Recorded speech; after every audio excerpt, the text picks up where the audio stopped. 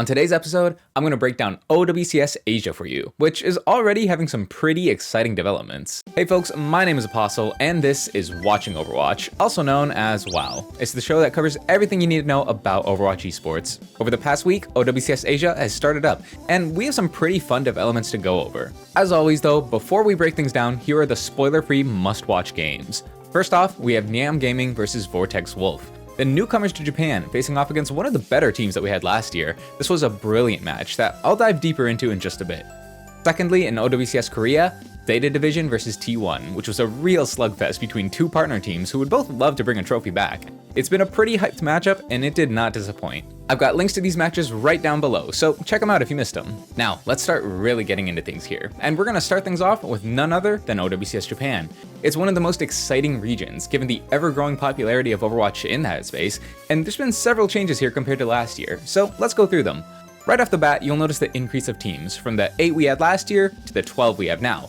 Making their return, we have the top 4 of last season all making every appearance, as Viral, Insomnia, Lazuli, and Niam Gaming are all here. Also returning is Hayabusa Gaming, who were present in Japan Stage 1 of 2024, but we didn't see them in Stage 2. As for the newcomers though, we have Please Not Hero Ban, J-Cot, Inferno, Lost Never Gaming, Undercat, Aplom Tiger, and of course, Vortex Wolf. Now, most of the returning teams did keep their cores, with a few changes here and there. Some notable names include Lazuli, who've kept Navish and Shui, as well as their star tank player Leonopteryx. And just to remind people, in the last stage he won 4 match MVPs, which was twice as many as Aid got on Insomnia. And speaking of Insomnia, they've actually replaced Aid with Hofak, who is a very talented player that always puts up solid performances. You may remember him from being on Rivati last year. They've also kept Undersea and Aiku while bringing on a couple new supports and a tank. Meanwhile, Niam Gaming and Viral didn't change things up too much, with each team replacing a support player and otherwise keeping basically the same roster. I'm a big believer in keeping the teams together and building synergy over time. You know, if it ain't broke, don't fix it kind of thing, right? So I'm very happy to see this from these guys. As for these other teams, they feature a few recognizable names, with Vortex Wolf probably being the most notable one. You might remember from when I discussed them a couple episodes back.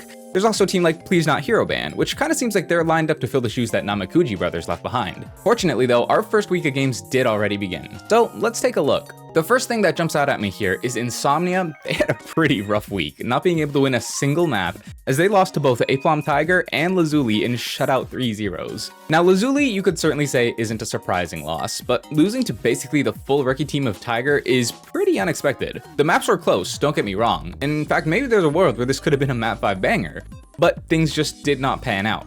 For Insomnia fans, I'm sure they're hoping for a stronger showing going forward here. Now, on the other side of that though, Vortex Wolf had a very successful first 2 days, as they won both their matches in clean sweeps against Inferno and J-Cot. It looked like they were off to a very strong start, until day 3 came around and they faced off against Niam Gaming.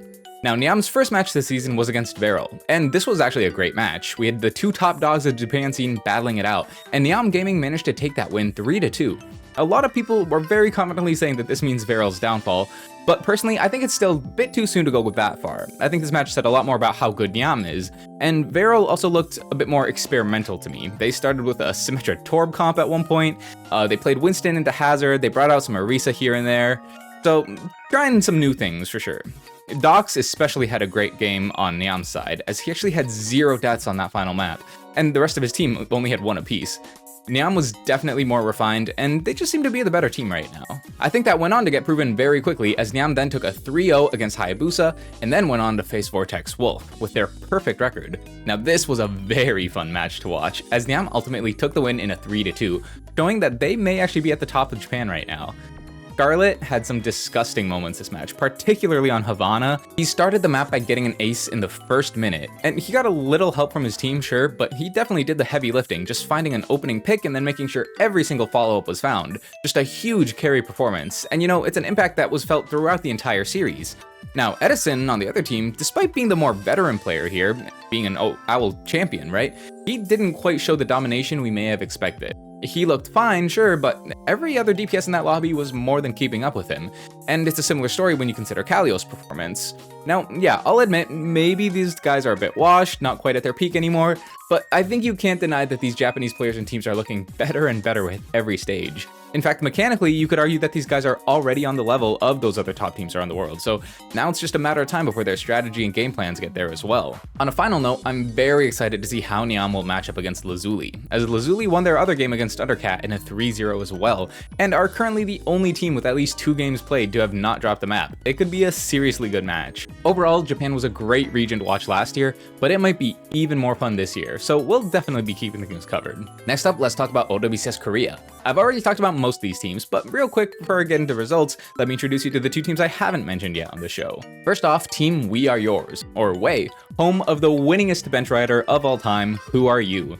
They also have Aid and Milgaru, both formerly of Sin Priza and Insomnia. As a fun fact, Aid is actually Milgaru's older brother.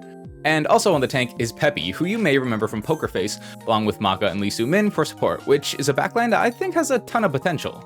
This roster definitely wants Who Are You to be their star player, and at least currently, with Genji being as good as he is, I don't think that's an unrealistic expectation at all. Now following up, we have New Era, a team that has a very fitting name, as this brings together some of the best rookies available.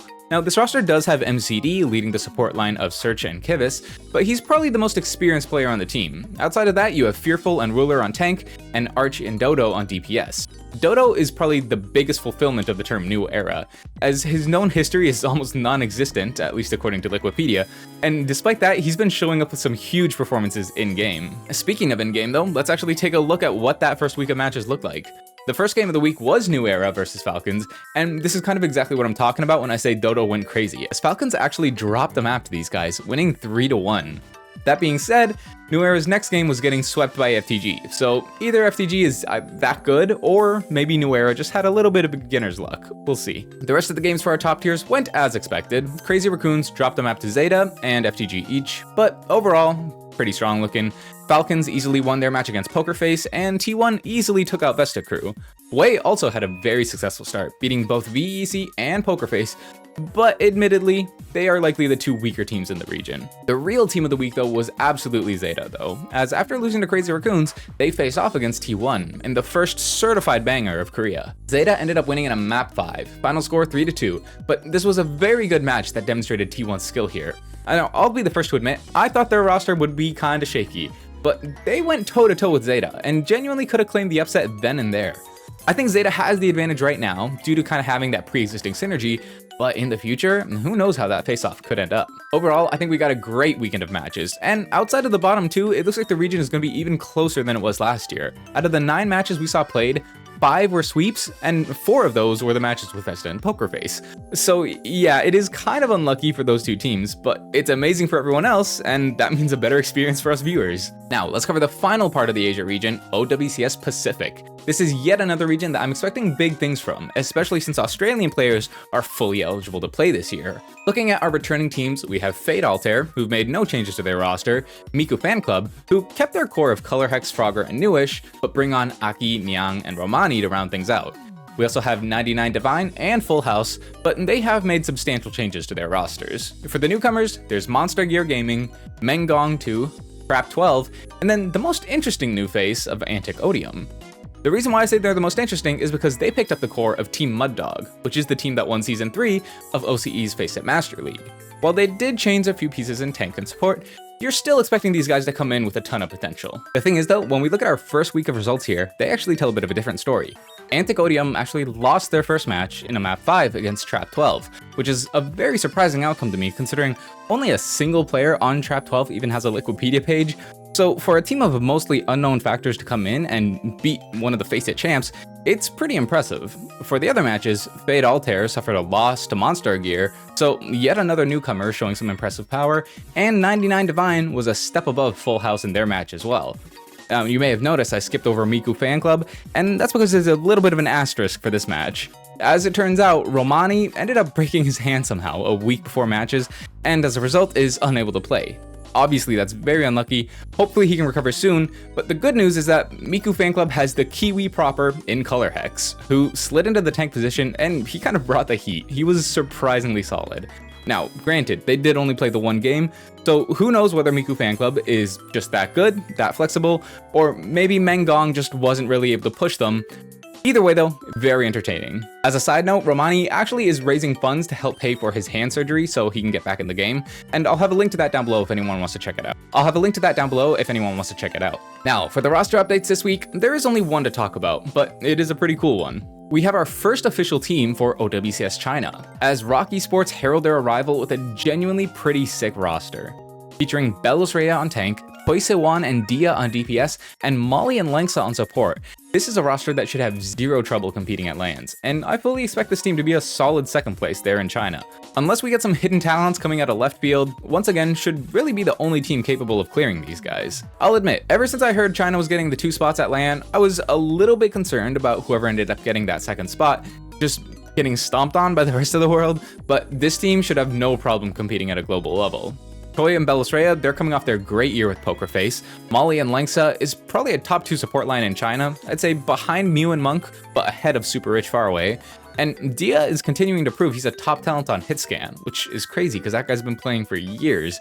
But I have very high hopes for this team. I hope they do well. And with that, we wrap up the news. Before we finish things off though, let me remind you all of what we have coming up next. Of course, starting today, we have OWCS EMEA and NA, which both promise to be super entertaining to watch. OWCS Korea, Japan, and Pacific are now underway as well, with games happening every week. Korea is from Friday to Sunday, Japan is from Monday to Wednesday, and Pacific is every Thursday. Every region has a ton of exciting stuff happening and tons of games, so make sure you tune in. Looking ahead just a little farther, there's also the Face It Masters Season 4, which will be starting on February 10th. We'll go more into detail for that soon, but just something to keep in mind for anyone who wants to see the talent waiting in Tier 2. But anyway, that's a wrap for this week. OWCS Asia is looking very fun. There's so many interesting developments and upsets appearing, especially in Japan and Pacific. Korea may still be ahead for now, but with those teams and players getting better every day, you certainly can't rest on your laurels there. And after a week of seeing them fully utilized, I'm so fully on board with the hero bans. They're introducing so much more variety, and they're just making everything so fun to watch. I'm really confident in saying that this might be the best year of Overwatch Esports we've ever had. Now, as always, links to everything I've talked about can be found right down below, so check those out if you guys want the detailed breakdowns, and also check out the link to my Discord, where you can join the discussion and get notifications for all the stuff worth keeping up with. With 5 regions playing right now, soon to be 6, there's a lot of matches and results to keep track of, but you don't gotta worry. That's what I'll be here for, covering everything you might have missed. Thank you all so much for watching. I hope to see you back soon. Take care, all.